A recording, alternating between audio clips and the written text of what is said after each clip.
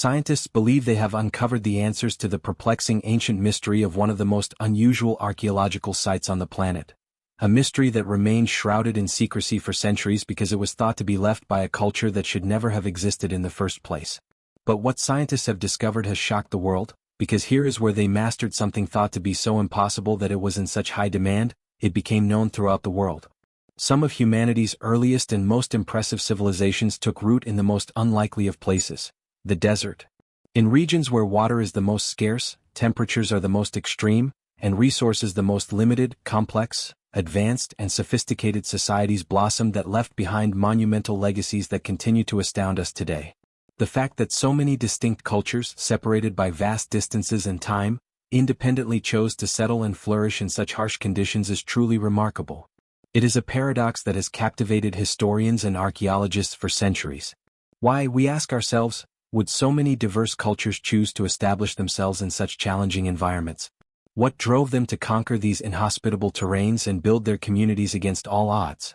The evidence they left behind tells a compelling story that speaks of advanced knowledge and long-lost technologies. Scattered across the deserts are the vestiges of highly sophisticated systems and infrastructure which sustain surprisingly large settlements. What is truly astonishing is how they achieved all of this, because to this day very little is known about what resources they had or what tools they used. But among these arid cradles of civilization, one region stands out with particular distinction: Persia. Here in the vast expanse of the Iranian plateau, a succession of powerful empires rose and fell that left behind a legacy of innovation and cultural achievement that continues to resonate today. The Persians were masters of the desert. They transformed the harsh landscape into fertile ground that supported the intellectual and technological advancement of surprisingly large populations, and their ingenuity gave rise to a series of remarkable inventions and systems that would shape the course of human history. The Persians established the first postal service, taxation, and the first banking system. Faced with the challenges of agricultural economies vulnerable to the whims of weather and harvest, the Persians developed sophisticated financial systems to protect farmers and facilitate trade. Their postal service established a vast network of postal routes that enabled rapid communication across their vast empire. The modern brick also comes from Persia, as well as the first refrigerator and even ice cream, which are both particularly remarkable for their desert location.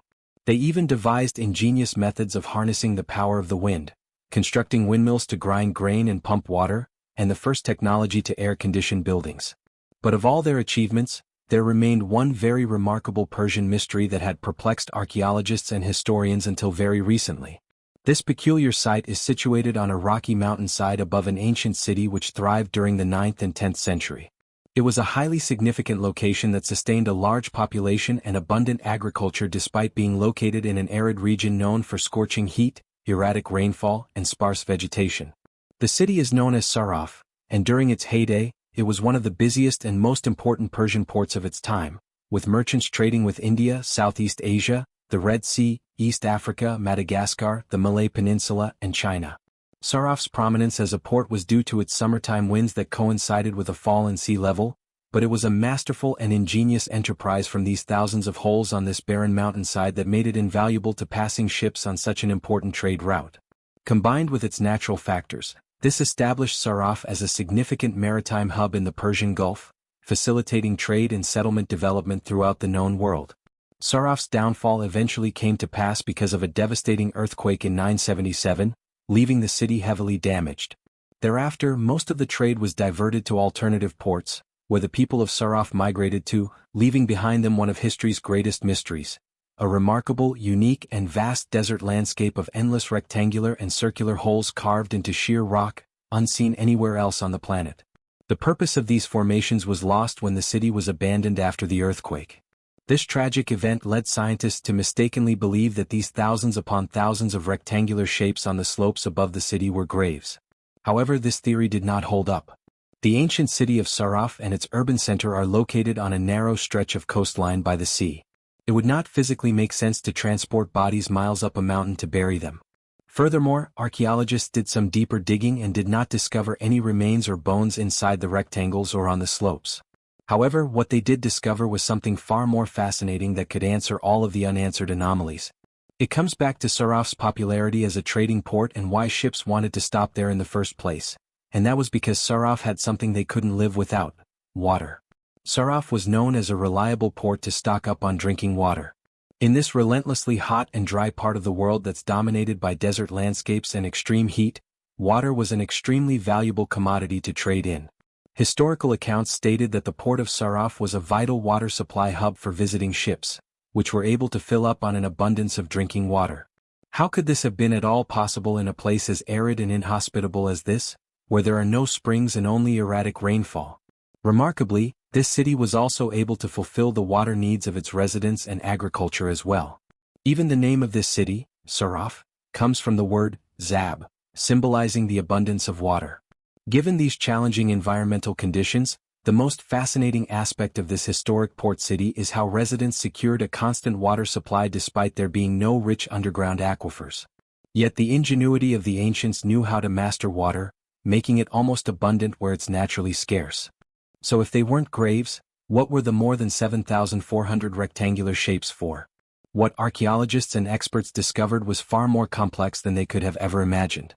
And the answer lay in Saraf's unique geography and climate. Saraf extends along a narrow coastal area bordered by the foothills of these mountains, which run parallel to the coastline.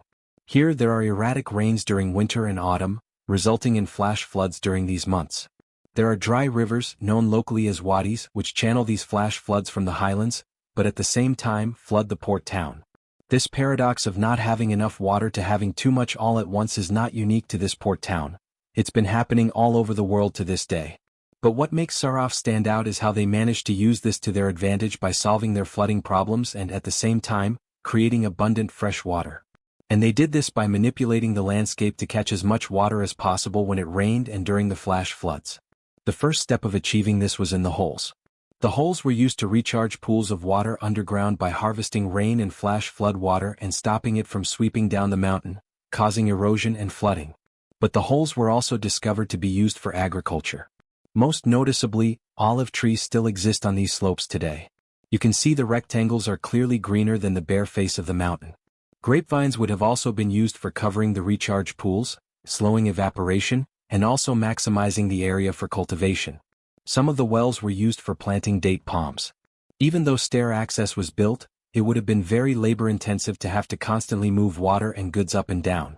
This is where they used another ingenious water technology, locally known as the canot.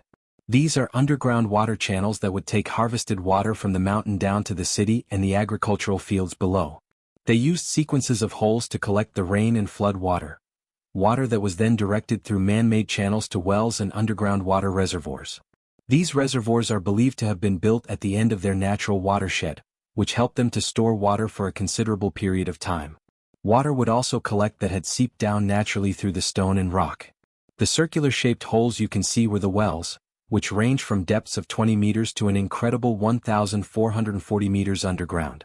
The benefit of keeping water underground means it can be stored for much longer without it evaporating away. It also keeps the water clean and suitable for drinking. This clever water harvesting technique was combined with agricultural systems to irrigate fruits and vegetables. To further manage flash floods, they dammed the gully at 3 points, with a conduit leading from the highest barrier towards an aqueduct, which entered Saraf through the gorge. If you enjoyed this video, please give it a like down below and consider subscribing for more content like this also.